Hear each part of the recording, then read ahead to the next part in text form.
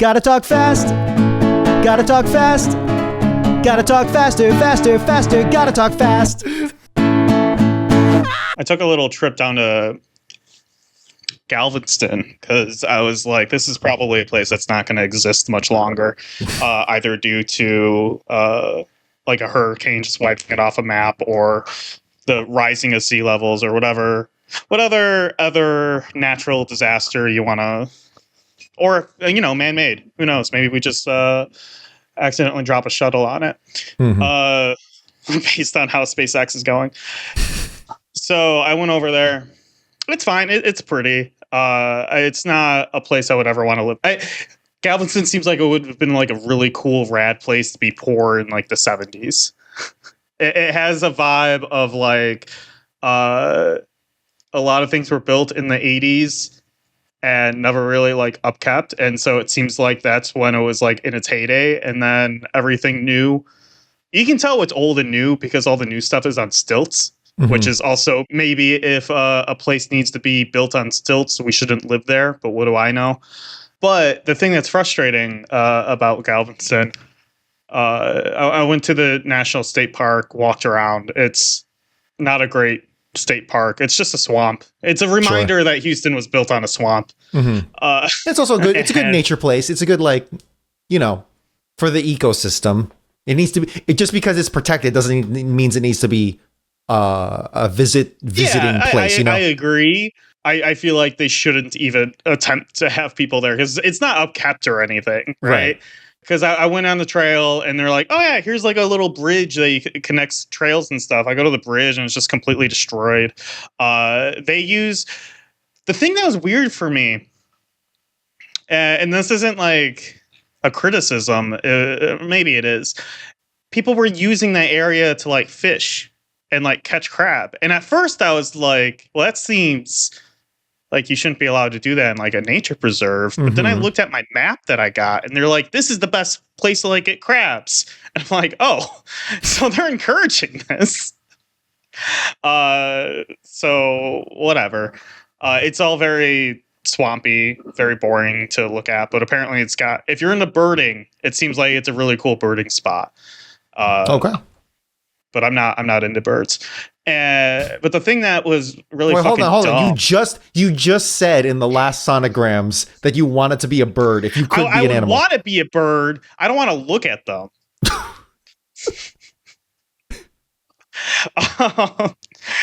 They're all the same to me, man. I get it. You got wings, you can fly. If I could choose to be an animal, it's you. But I don't need to see this.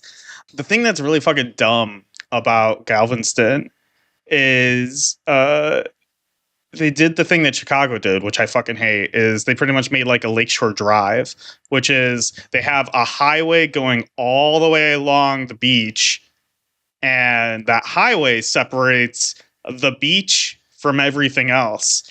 And so you go to these restaurants that are like, oh yeah, we're on the beach. But the beach means you're sitting on I guess it's technically not a highway, but it's a major road where the speed limit is like 40 something miles per hour. And so you're just sitting. Yeah, I know. Okay. And so I went to a place, it's very good. It was called Nick's. Did I go there because of the name? I don't know, maybe. But had their shrimp platter. It was very delicious. I enjoyed it very much. And I was like, I'll go sit outside. And sitting outside means I'm like sitting like not even 10 feet away from like 40 mile per hour traffic. And then the thing that's really crazy and it makes no sense is they have parking all along this major street. And the parking is all like parallel parking. Okay. So if it's busy and you want to park in one of these spots, you actually have to stop the traffic on the 40 mile per hour road because you got to go park up and do like a parallel park and slide into your spot. And so the traffic is fucking insane. It's the beach was nice. Took a walk on the beach. I went to the National Park beach and paid $5 to go hang out. And then I was just like, I paid for this beach. I'm going to go explore the other national park. And that was just a swamp. and like it's like swamp and prairie lands. And I'm like, I'm from Illinois. I've seen enough prairies in my time. Yeah. And yeah, so I walked there for like an hour. It's to the point here in the prairie state that whenever I see a hill like more than 10 feet tall, I'm like, oh, elevation. Hell yeah. Yeah, no, show me hills. I haven't seen a lot of hills here in where I'm at in Texas. I'm sure there's plenty elsewhere, but nature area. I mean, if I have time, I'm going to go check out the Sam Houston National Park. I hear that's cool. So maybe I'll be more impressed with that. I am a little hesitant only because they're like, oh yeah, there's a bunch of gators there. And I know in my heart of hearts, it's fine. I'm not scared of gators. I know if you don't like provoke them, they're not looking at you. But also, that one kid at Disney World, I don't know what you're talking about. I would love to hear more. There was a kid. This is actually very tragic and sad. A kid at Disney World. He was on the child was at the Disney World like beach area, and that child got snatched up and killed by a gator. It was but I'm not a kid, so I'll be fine. Yeah, that's horrible. It's one of those rare instances where someone actually died at Disney World. Rare. I thought that happened all the time. It does happen all the time, but Disney World tries unsuccessfully several times to make sure they don't die at Disney World. Oh yeah, well, or they make sure you have a Disney Plus account so that yes, that story. Jesus Christ. For those who don't know, I'm sure it was like all over the news, but Disney tried arguing that, what was it? People waive their rights when they're in Disney World when you have Disney Plus for, I don't remember the exact context. All right, a specific right. And it was just really funny. It was like, yeah, you know what? I'm not surprised. Dystopian. I'm really not surprised that they tried that. Yeah. I mean, those Disney lawyers are famous for being cutthroat. So, yep. It made sense. We're stalling because Dominic's writing a script. Are you done? But I'm good. I'm good now. All right. See, if you could write a script as fast as that, we'd be on issue 200 by now. Jeez, Louise. Get good, Nick. Come on. Welcome to an oral review of Archie Comics Sonic the Hedgehog, reminding you to memorize phone numbers. We often rely on our smartphone contacts being right there, but you may not always have it, especially if you're arrested. Prioritize people you can absolutely trust, as well as legal advocacy groups here in Chicagoland. The National Lawyers Guild has been present at protests as legal observers, and their hotline is 404-458-9449. Have a backup plan to do if you're arrested. Shut the fuck up and prepare for that emotionally. I'm Nick, and except for this intro, I wrote the script. And I'm Dominic, and except for this intro, I haven't read any of today's script. And emphasizing, if you're arrested, shut the fuck up. Shut the fuck up. Don't say jack shit. Don't say jack shit, especially if they're being nice to you, because it is immediately assume it is a trap. The National Lawyers Guild, who I mentioned there, they specifically put out a video for the DNC last year. But there's one thing that hasn't changed over 50 years, something that is so important to tell you kids who are new to this movement. Shut the fuck up. You're sitting in the police transport van after a protest? Shut the fuck up. In a holding cell with your comrades? Shut the fuck up. Cop knocks on your door? Shut the fuck up. Texting on an unsecured device? Shut the fuck up. Pulled over by the cops after a protest? Shut the fuck up. Cop just asking about your day? Shut the fuck up. Feds call your mom? Tell your mother to shut the fuck up. Now, repeat after me. When the cops come calling, what do you do? Shut the fuck up! Here in Chicagoland, at least, I think they're national, of course, but here in Chicagoland, they've been very present, and they often have these bright neon green hats. They're called the green hats, and they're very good to have. They're a good backup, but in the case, it's to the point where that hotline, when people were getting arrested and they were getting grouped up at the paddy wagon, there were some protesters dressed in black, all black gear, and they would try to get as close to the paddy wagon as possible, and they just shouted that number as many times as they could before the police told them to fuck off. NLG 872 465 4244 872 And it's very important. So, and also important, prepare for being arrested emotionally. Prepare for it.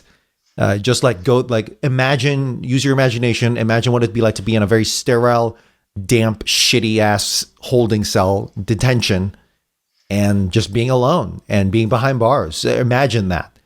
Isn't even if you do everything right, even if you're not causing trouble, the police and law enforcement does not care about any of that for just basic arrest. So prepare for that emotionally, memorize phone numbers, especially people in your household and the National Lawyers Guild or any other legal advocacy group that you can. And then, shut the fuck up. If you can't memorize phone numbers, if you have bad memory like me, write it down on you. Write it in permanent marker. Preferably right before a protest, or you could be like us and just have it all the time and just lift up your shirt and be just tattoo it. Oh yeah, that's my dentist. All right, that's what I do. I just have like all important people just like tattooed right here. Otherwise, I'd never know. Specifically upside down too. So if like I could read it. Yeah, if you're at the beach and someone takes a photo, it's like, why is it all upside down? No, that's really funny. No, at first I was going to be like a little judgmental of like not memorizing phone numbers, but then I realized I haven't memorized a phone number since like 2004. Yes. And like the only phone numbers I know that I have memorized, which is granted, like the two most important phone numbers I need to have memorized is literally my brother's phone number and my mom's phone number. And so I'm like, if something happens, I at least have a phone number. 100%. And then I remember my old home phone number, but that will never come in handy again because no more landline. No more landlines. What are we reading today, Dominic? We are reading Sonic the Hedgehog's Buddy Tales miniseries number 2, part 2. Cover date January of 1996, release date November of 1995. Southern crossover. Script by Mike Gallagher and penciled by Dave Bannock, as well as on the preamble, the intro splash page, Mike Gallagher also does some of that penciling. A quick summary of the state of America. I'm an incredibly fast and loose packer. I tend to throw everything into a suitcase and hope for the best. Most of the time this works out. Maybe I'll have an extra pair of socks or one or two few shirts, but overall my stress-free lifestyle of packing works for me. I do on occasion miss. My trip to Houston was one of them. I packed too many pairs of underwear, and the deodorant I packed just was not cutting it for the Houston heat. I decided to take a quick 15-minute trip to Walmart to purchase said items and maybe some snacks to eat in my hotel room. I arrive and walk towards the deodorant aisle. Here, I discovered that all the deodorant is behind lock and key. A gentleman was already here, already annoyed, and already pushing the call button for a Walmart employee to assist. By the look of things, he's been here for a hot Houston minute, but due to my antisocial nature, I did not ask. We wait in silence as the overworked and understaffed employees try to make their way to us.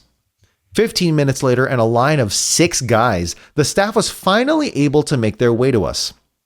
I opt for Dove Men Plus Care 72-Hour Protection Sport Fresh Edition. As I walk to the underwear section, I think to myself, how does one define 72 hours of protection? Is it there after I shower? Sport does imply waterproof, or at the very least water resistant. However, I don't think I've ever put on deodorant that has lasted 72 hours. Of course, I'm assuming that the H in 72 hours, or 72H means hours. I automatically assumed hours. You did write 72H, so kudos to you, Nick. I'm assuming that the H in 72H means hours. Perhaps I'm wrong. I go to the Walmart product page for Dove Men Plus Care deodorant and discover that the H does mean hour. I believe they should change their product to HR because that is a more standard abbreviation for hour. Who only puts on deodorant once every 3 days? I get to the underwear section of Walmart and discover that this section is also under lock and key. I push the call button and begin my wait. As I wait, I start thinking about the implications of this lock and key design. At the moment, the items on lockdown are what is considered high-valued targets, which is concerning to say the least that these products are for cleanliness and not, say, electronics or items people can live without. How long until everything is locked down? At what point does a store say, no, the customer is not allowed to enter? The customer is not to be trusted. How long until the only way to shop is to buy everything on an app and wait for an employee to bring you your items? After a 30-minute wait, I finally get my underwear. However, I have more shopping to do. I am not allowed to hold my underwear. The employee brings the underwear to the front of the store, hidden out of sight behind a register. I go and grab some snacks and head to the front of the store to check out. The lines for the registers are obnoxiously long since there's only 3 open. However, the self-checkout, while long, is for people with 15 items or less. I wait. I go to my self-checkout register, scan my items, and then talk to the one person manning the self-checkout lanes. I explain to him the situation about my underwear, and he goes on what I presume is a quest, since it takes about 10 minutes for him to find them. As I stand, waiting for my underwear to be found, I watch a man with a full cart of groceries walk through the unmanned self-checkout lane and then leave without paying. I watch in envy, as his trip probably took a total of 15 minutes. We open on a retelling of past events through the eyes of Tails' comic book. Our story so far. Using his amazing detective skills, Captain, etc., discovered Robotnik was sending a supply blimp to an underboss in Down Under. Halfway around Mobius, Tails tracked the blimp, battling deadly SWAT bots, after which he encountered his old enemy Octobot, whom he easily defeated. Along the way, he befriended the 40 Fathoms Freedom Fighters. Okay, so I'm going to Pulp Fiction this and interrupt and congratulate you on that incredible monologue. Well done. I was very impressed. Just very annoyed the entire time. I could tell. It took like an hour to get these 2 fucking items, and then I watched like a dude just steal literally like $300 worth of groceries, and I'm just sitting there being like, I should just steal everything because what the fuck? You're a good person. I mean, no. The guy stealing groceries was better than me. I should have stolen from Walmart. Respect. Respect from Walmart. Can't hate on it. Yeah, I don't care about Walmart. I was just so fucking pissed because I was like, just get. They designed the system in such a fucking way where it just makes everything take longer. Yeah, and it's just something that should take 10 minutes literally took an hour of my life, and I'm like, why are we doing this? Why shop here?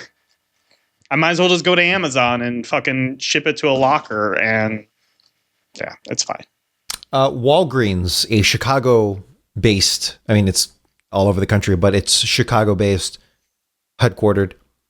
They recently came out, in like the past year, they came out with, I think it was earnings calls, and it was like poor. It was quite poor, and a variety of reasons. But everyone was railing on Walgreens about how, hey, maybe if you just didn't have like the deodorant and shavers behind lock and screen, maybe you'd be more inclined. Like if you gave less of a shit about shoplifters, which is such a drop in the bucket of your losses, then maybe people would care more. Point for them. They do it so they can put the blame on the consumer.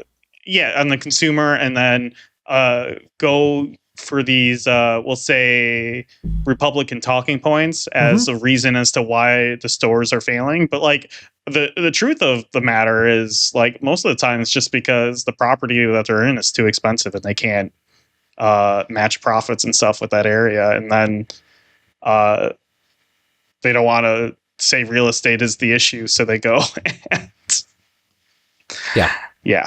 I think really, from what I understand, that seemed to be the issue. That makes way more sense, honestly, way more than shoplifting. which is Yeah, it's not. Shoplifting is a drop in the bucket. That's not a real issue. Like yes. I'm not going to say it's not an issue. It's like it is an issue. It's an issue but for like the store manager and like the cashier who has to get involved. It isn't like an issue for like corporate. 100%. I think that's what I'm trying to say. Yeah. If you see someone steal something, no, you didn't. No, you fucking Especially didn't. when it's food or baby products or anything like that. Yeah. Sorry, to be clear, if it's like a small mom and pop store and they're stealing like bullshit items, then sure. But yeah, Walmart, Walgreens, fucking any of those kind of big chains, fuck them. Who gives a shit? Agreed. All right, here we go. Tails continues surfing on the back of Fluke, the big blue whale with the 40 Fathoms freedom fighters following suit. Well done. Just a good sentence. I like it. Fluke swims up to a giant steep cliff, which seems to be the continent of Down Under.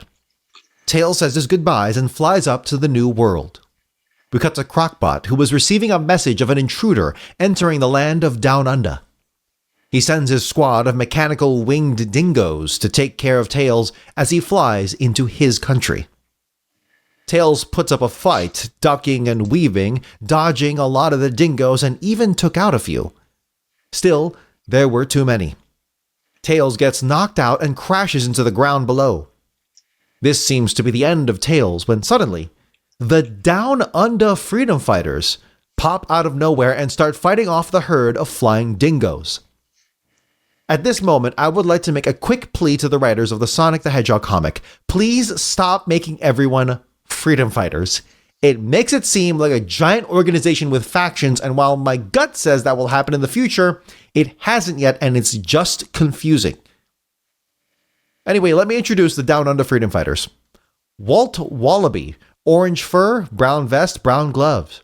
Barbie Koala, white, gray, and black fur, red gloves, red boots, and a brown sash. Wombat Stew, yellow with gray boots, gray hat, and blue gloves. Guru Emu, purplish gray with a white t-shirt that I'm sure would have been tie-dyed, but the colorist put their foot down and said no.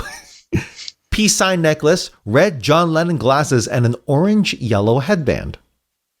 Duck Bill Platypus, teal-colored platypus with purple gloves and shoes and goggles on his head. The Down Under freedom fighters fight off the herd. Walt Wallaby. All right, here we go.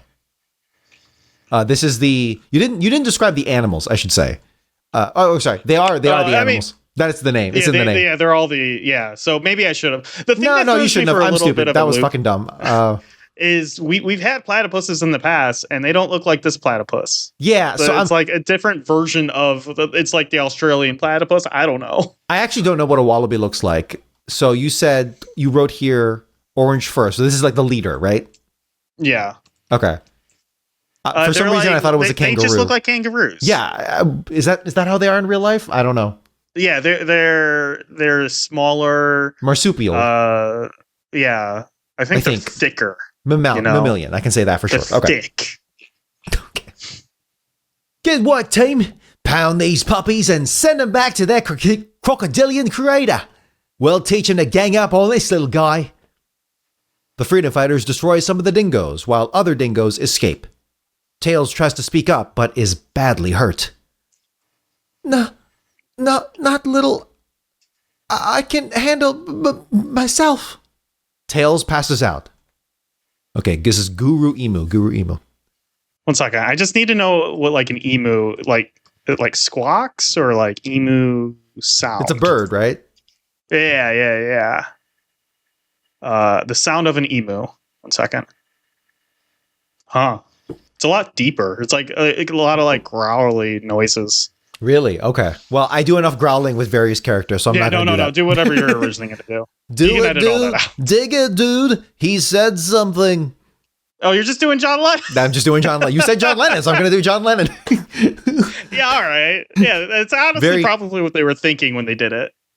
The shitty Animaniacs wacko impersonation of Ringo Starr, which itself is a shitty accent for me to try and attempt. So, anyway. So back to Walt Wallaby. Speak up, mate. I'm Walt Wallaby, leader of the DFF. And then Barbie Koala. So Barbie Koala, what color is Barbie Koala? You said White with some gray, and she's got. Okay. I wonder if that's like the feminine presenting one. Yes. Okay.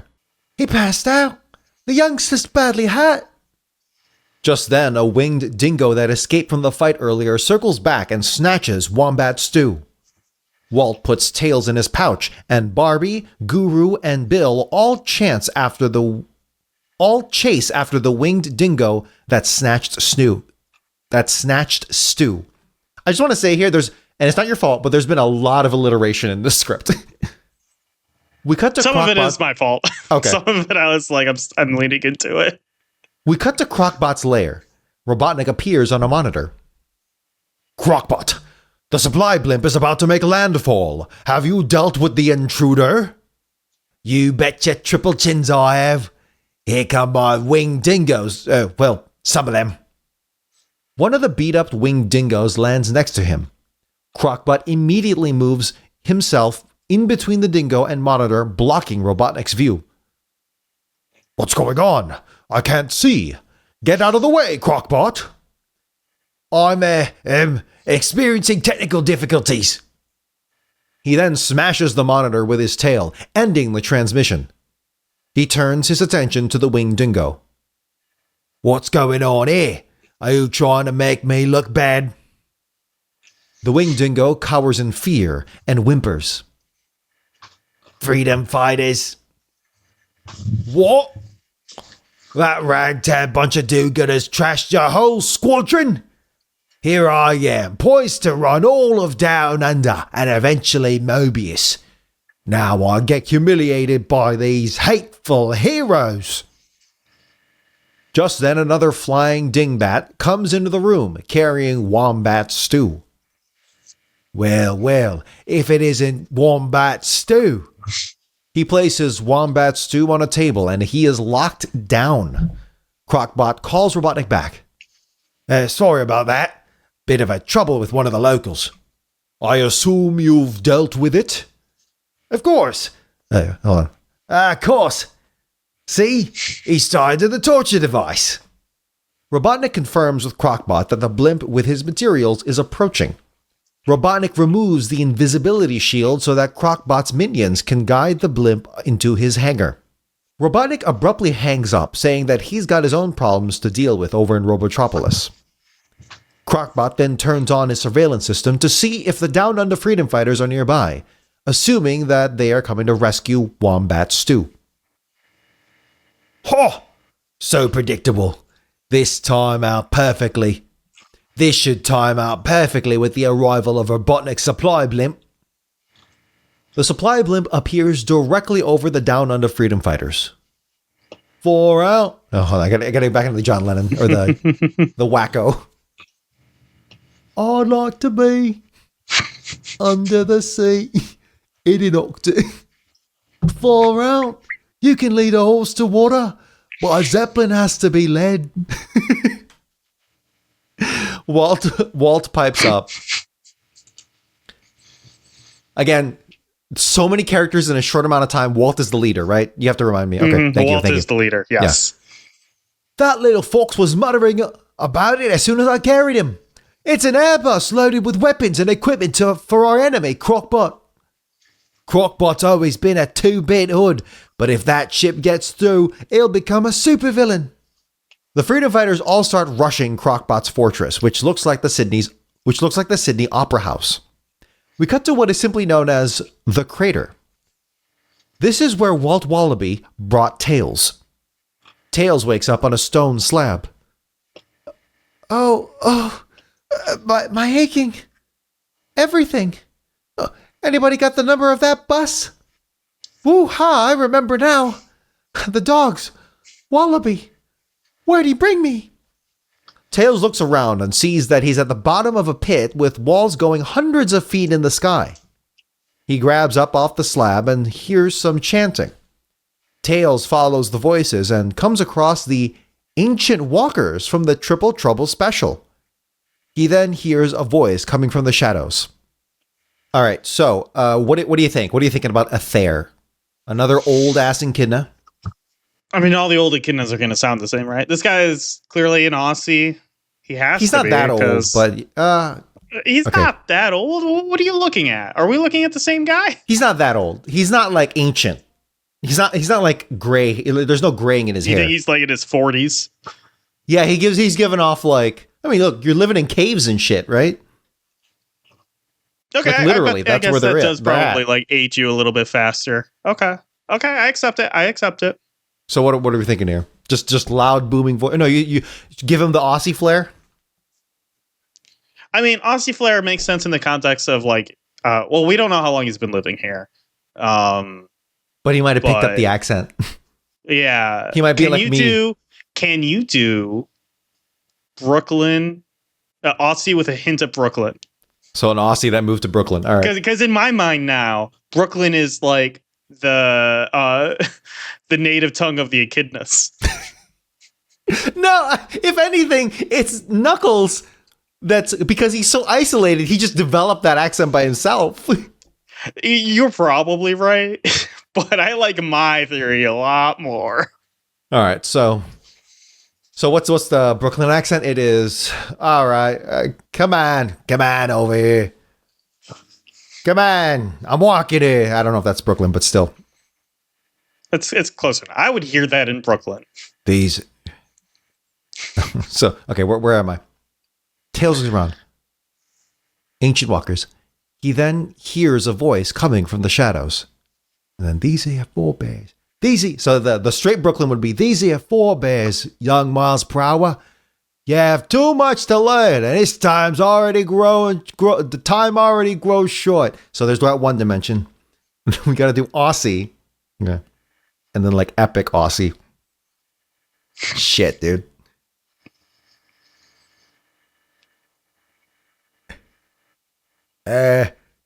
These are your 4 bears, miles per hour, young miles per hour.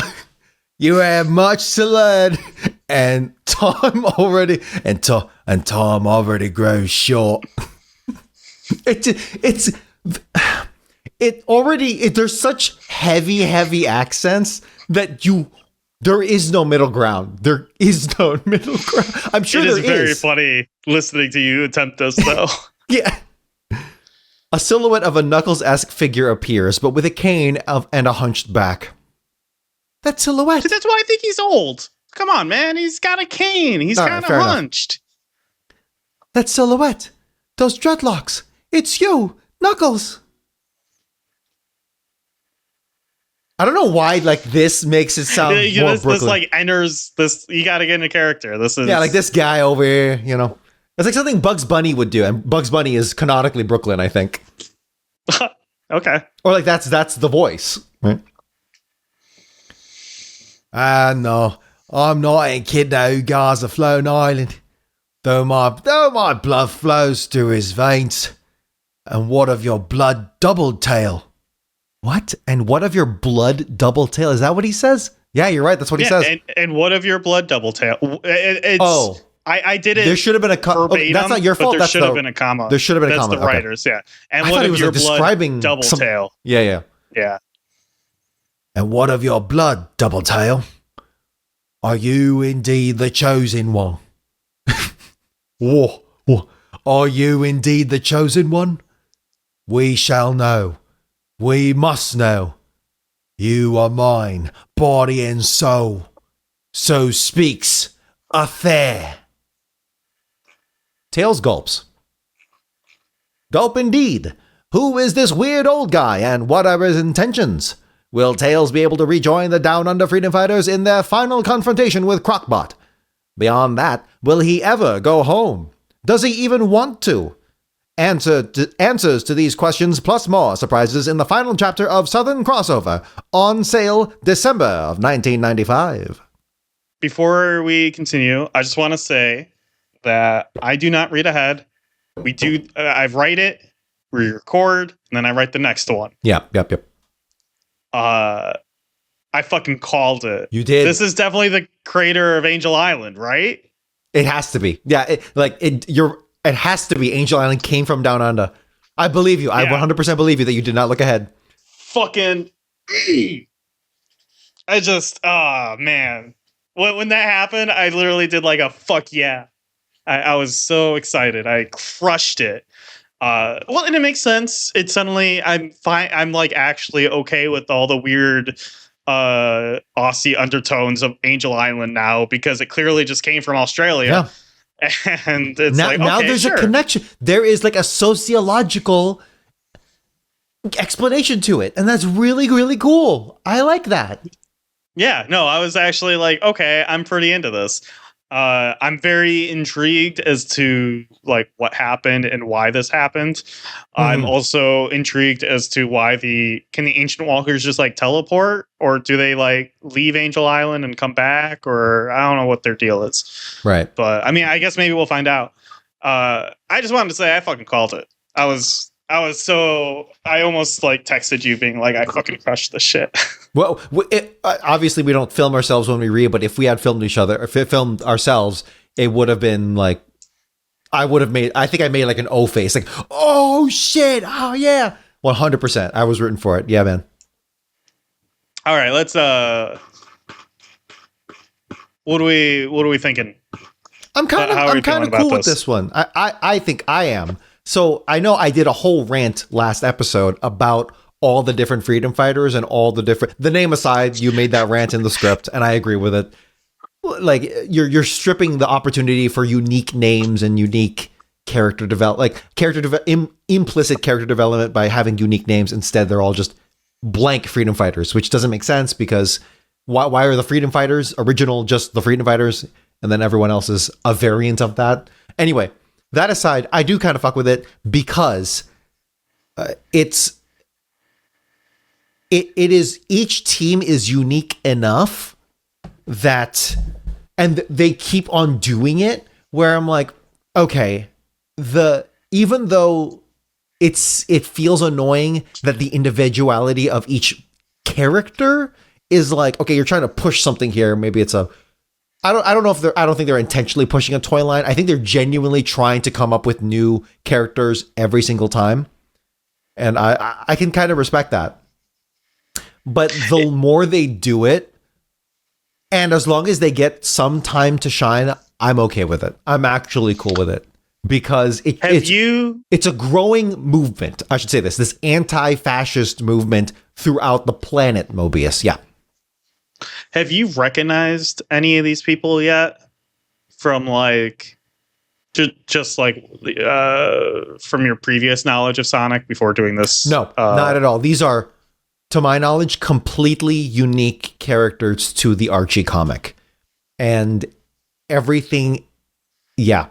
The most obscure game, like early game characters are probably like Bean the Duck and Mighty the Armadillo. I think those who have recently come back in the most recent, as of this recording, like game where you can swap them out for the two instead of 2D Sonic, you get 2D Bean and Mighty.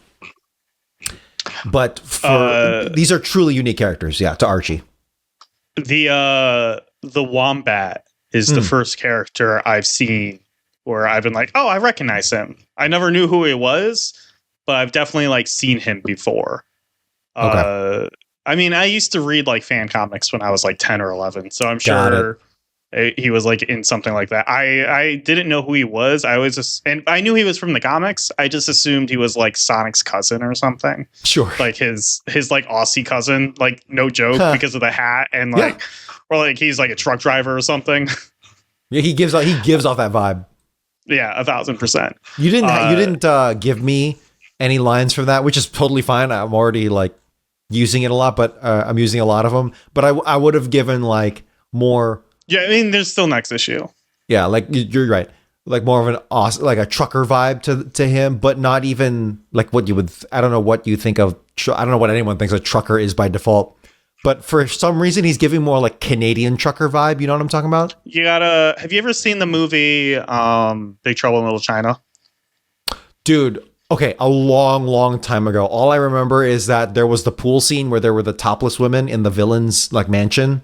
And I was like, as a kid, I was like, oh shit, that's cool. But no, I don't remember much of that movie. Yeah. No, I don't remember what you're talking about. This is gonna sound like a weird stretch. Is that by any chance Conan the Barbarian you're thinking of? No, it's not because No, okay. Because I don't remember topless women in Big Trouble in Little China, but I do remember a bunch of topless women near a pool in Conan the Barbarian. You could have been watching the TV edit or something. No, I own the Blu-ray. Okay, I don't know. I'm not gonna die on this hill. Yeah, no, it's fine. But what you need to do is before next issue, I need you to sit down and watch Big Trouble in Little China, and I need you to try to mimic Kurt Russell's voice when he's doing like the CB radio. Okay, and then add a little bit of an Aussie accent to it. Okay, we got freaking more assignments now for the show. I'll send you a link to exactly what I'm thinking of. That would help. That would actually help. Yes. Yeah. That's really fun. That's really funny though. I'm eager to try it. Yeah, there's not much to say about this one, only because it's like kind of the middle.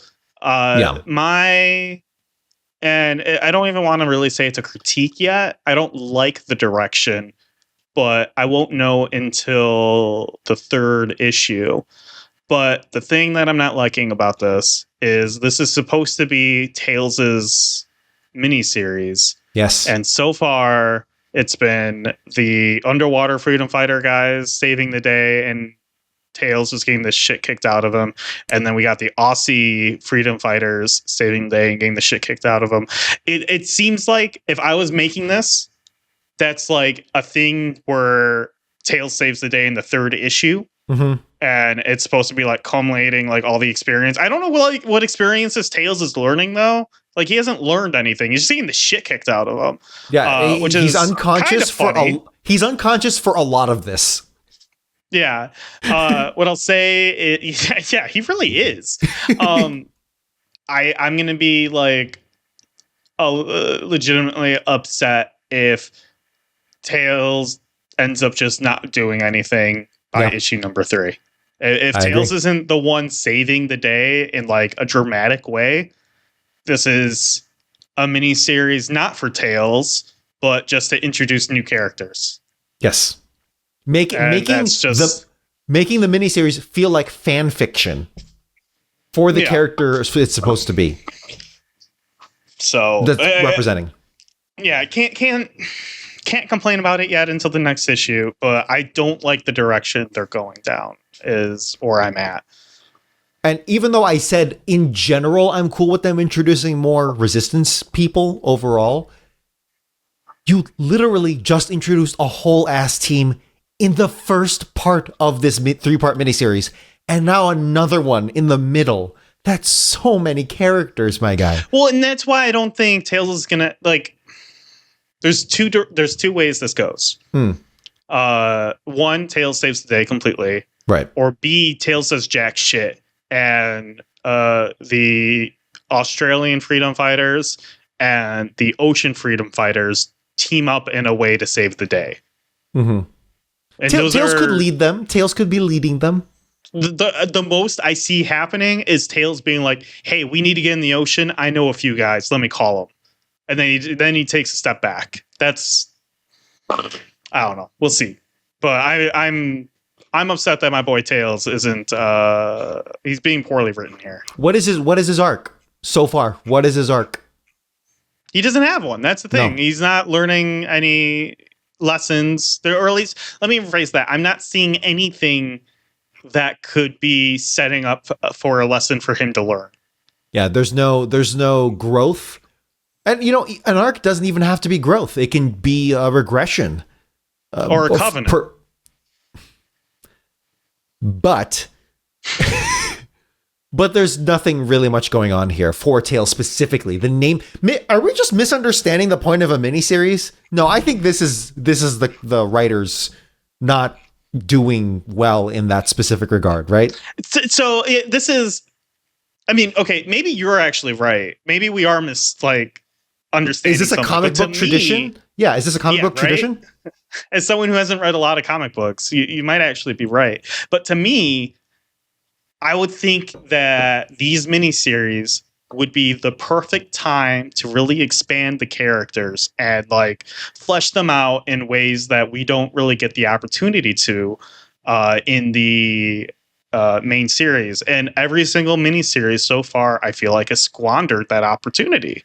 Yeah. And so, and just use the opportunity to introduce more characters. And I mean, even the Princess Sally miniseries, it left me with a bad taste in the mouth because it just I'm not impressed with any of these miniseries so far.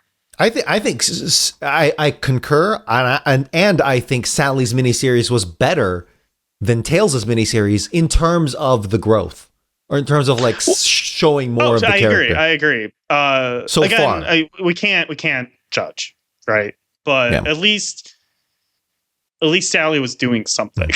You alluded to this last episode, so we'll talk about it now. What do you think about Down Under as a place? I mean, it's just Australia, of course. Well, it's just Australia, but also they haven't expanded on it. There's no society. I don't know. There's nothing to comment on because so far I've seen Desert, the Sydney Opera House, and that's it. To be kind of fair, just devil's advocate, I guess. Australia is a massive place where there's so much outback, and obviously there's urban areas, but it's dwarfed by just how much outback there is in wilderness, just big wilderness, borderline wasteland of a place. What I'll say is, So if this you look could at a be- population map of Australia, it's all along the coast. And Yes. where did Tails come in? On the coast. You're right. That's a good point. I know some things about geography, bitch. You're not always the smart one. No, but yeah, I mean, this is we don't know what. I mean, this is based on Australia. It's a fake Australia, right? Because we've concluded that this isn't Earth, so they just draw inspiration from Earth. It's not Earth, but they do mention. They make a lot of references to Earth, and I think that's just how they write. Yeah, and I don't. We've said before we don't like that. I mean, and if it is Earth, I'm going to be so fucking pissed. If they do some stupid retcon where they're just like, oh yeah, it was Earth all along, and there's some mutant wave that happened, and this is... No, I don't think they do that. I'm going to be so fucking pissed. I would be because too. that is the exact thing I expect from this fucking comic. Just let things be things. Doesn't have to be all Earth or connected or... Right. It's fine. It's fine. Back to this comic. Like I said, there's not much to say because like it's all set up for the next issue. We get the wombat kind of caught. He's hanging out, just trapped like the James Bond he is. You think this comic so far in its current iteration here in 1995, 96, does it have the balls to kill people? No, I don't think so either. I don't. Not yet. I'm going to place a bet. Will. I'm going not a bet, but I'm going to make a call. Mm-hmm. I don't think we're going to see I don't think we're going to see a major good guy death. Because, the bad guy robots die all the time. But I don't think we're going to see a major good guy death until, let's see, 1999. 99. I'm going to make that call right now. I think. Okay, so I'm gonna talk this out. We're in 96 right now. Yes. I think, when does the show Sonic the Hedgehog end? Ooh, okay. Okay, so the TV show's already done. I think they're trying probably Sonic Underground right now. 99. Okay, so my gut says 97 is a weird year for Sonic where they're trying to figure out what to do with him. And I think the comic is going to be able to kind of get away with some shit. Okay. I think by the time Sonic Adventure comes out, it's going to get weirder and they're going to put more of a restraint on it because Sonic Adventure is coming out and they want to like family friendly, like be on top of everything, be friendly, family friendly. I bet if there's anything crazy like that would happen, it would happen between now and the release of Sonic Adventure or Sonic Adventure 2. Okay. I'm with it. And then after that, I think it becomes you don't get any of that weird shit anymore. Well, exactly what weird shit? Like character deaths or what? Yeah, characters' deaths and stuff like that. I think maybe we'll see a resurgence in like the mid 2000s, but still either before or after Ian Flynn gets involved.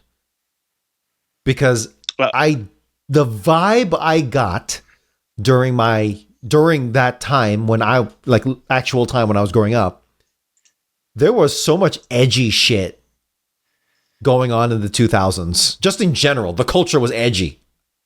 Yeah. But in the Sonic comic specifically, I think it was popping off at that time. So we'll probably get a second wave of that, because that's what I was originally going to say. But then you mentioned that, and I'm like, that's a good point.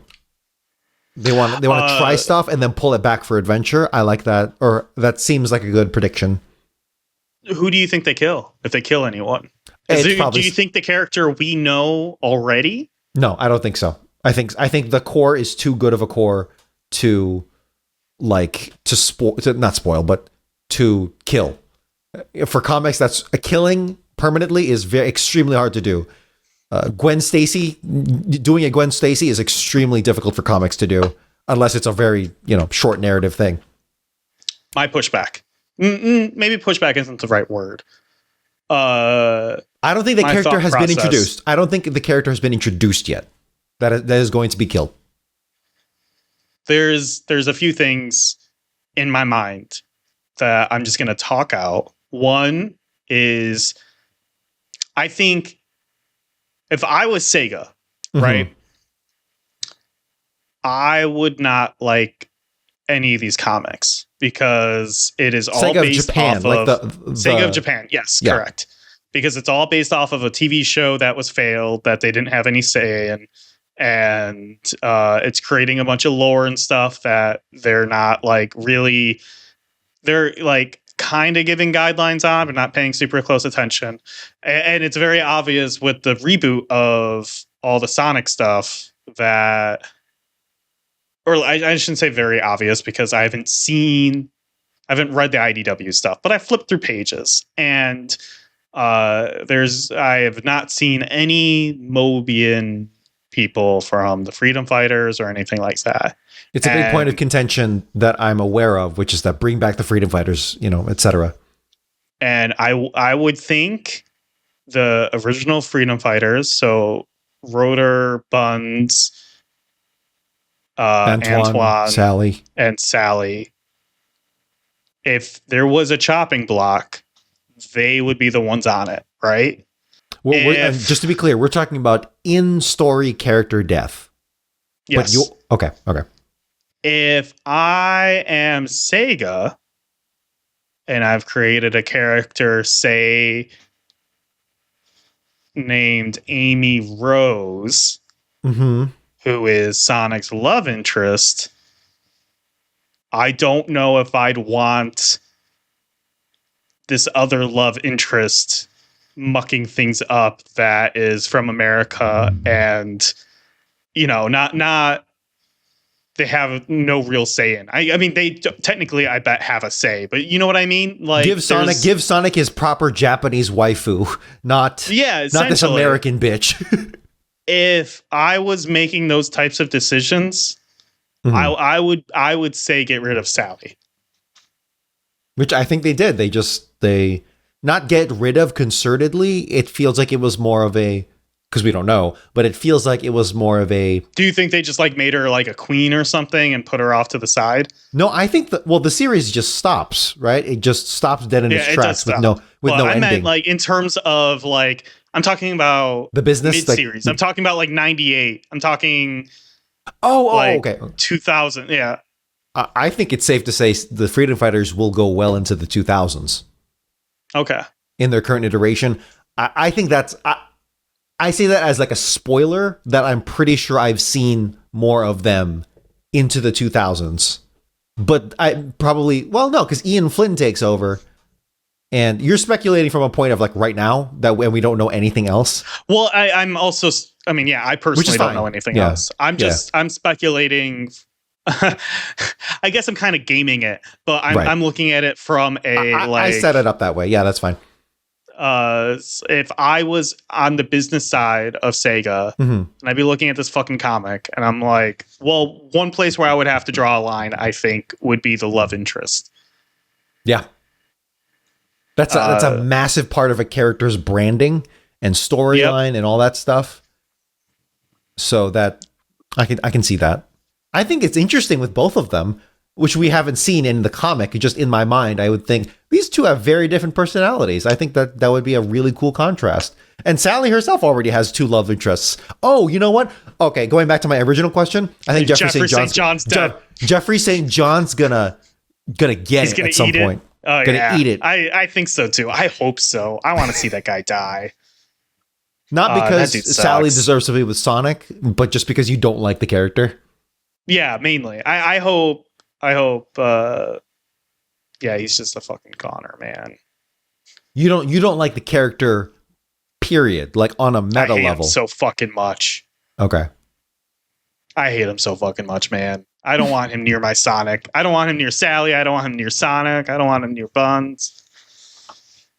Fair enough. Everyone else is fine from the alternate free. Well, I guess they're not part of the alternate freedom fighters because Jeffrey St. John was his own thing. Yeah, correct. It was His Majesty's Secret Service. That sounds correct. Something like that. The Secret Service. Yeah. I just think we need more Hamlin, and then just get rid of everyone else. Where's my Hamlin miniseries? Hamlin is like Tails in the sense that they just go. They just go for it. Man, the critical difference. Okay, if there's Hamlin and Tails just tear shit up. Dude, that's a deadly combo. The critical difference is that Hamlin can actually fuck shit up as a fighter. Just as a brawler, it seems like. He just brawls. But Tails, he gets involved and he has the power of flight, which often saves his ass, but he's not quite as physical of a guy. Not that I want a Karate Kid-esque mini story with Hamlin and Tails where and that could have been Hamlin is Mr. Miyagi and teaching him how to fucking fight. Yes, could not. Yeah. I'm sorry, I'm coming up with better ideas. Fucking Sonic Archie writers. I don't think Hamlin gives off as much. Yeah, I don't think Hamlin gives off as much Mr. Miyagi vibes. It's more like who's Rocky's trainer? Fuck. I know this. You know what I'm talking about. He was in the first 4 movies or something? Yeah. Mickey? Was it Mickey? Yeah. That sounds right. I don't know if that's right, though. It's Mickey. I'm like, because it's Mickey's gym. Yeah. Okay. Yeah, I see it. Bro, this is a tangent on another tangent. Give me Rocky. Give me Tails Rocky. I want to watch the whole Rocky series with you at some point. I want to watch it. I mean, this is a side thing, but you do know Rocky's like one of my favorite series of all time, right? Oh, I know. We've talked about it. Okay, extensively. Good. I don't know what we talk about on the podcast and whatnot. I think it was specifically... Oh, I don't know about the podcast, but just in real life, we've talked about Creed and how good Creed is. At least the first one. Yeah, Creed 1 is great. Creed 2 is pretty good. Creed 3 is interesting. And I feel like they changed the story at some point. And Creed 3 makes more sense if Rocky was dead the whole time. And he's like talking to Rocky's ghost. Uh-huh. And then I thought for sure that's what they were setting up. And then, yeah. Creed 3 is good. It's not great. It's the weakest of the Creed movies. Creed. It's very Creed. very I can't train you. I can't train you no more. I gotta be a Hollywood ambassador for the president. Yeah, we don't talk about real life Stallone. Because talk about disappointing. Yes, but I don't know how to word this. Michael B. Jordan was very influenced with anime when doing that movie. And I think there's a difference between... I feel like I shouldn't say anything. I feel like I need to rewatch the movie because I only saw it the one time and I saw it in theaters. I personally loved it, but also thought it was kind of hokey. It worked for the movie that Michael B. Jordan was making, but if he tried to do that in any other movie, I think it'd be horrible. In terms of the shots that he was deciding on and whatnot, because he was doing very stylized, but stylized in the anime sense, where it would be like I would see this in like why can't I think of anything? I'm blanking, but like everything it feels like a Yu Yu Hakusho fight or something where everything was black around them. It's just them in the ring and they're fighting, and and then there's like, it's fine. I don't know what I'm trying to say. I need to rewatch Creed 3. So maybe we'll just sit down and watch all the Creed movies, and then I'll talk into a microphone about how good each one of them are. And we ignore the weird rapey aspects of certain parts of the movies because everything else is really good. It's just, maybe I might cut all of that. I didn't. This is my fault. I shouldn't have even hinted at Rocky at any point in time, because that's an immediate like off ramp. A 20-minute rant. Yeah. It super is. But we can just ignore how racist and sucky what's her face's brother is, and we can ignore some of the weird kind of rapey aspects of their relationship. It's fine. We should maybe end this. Yes.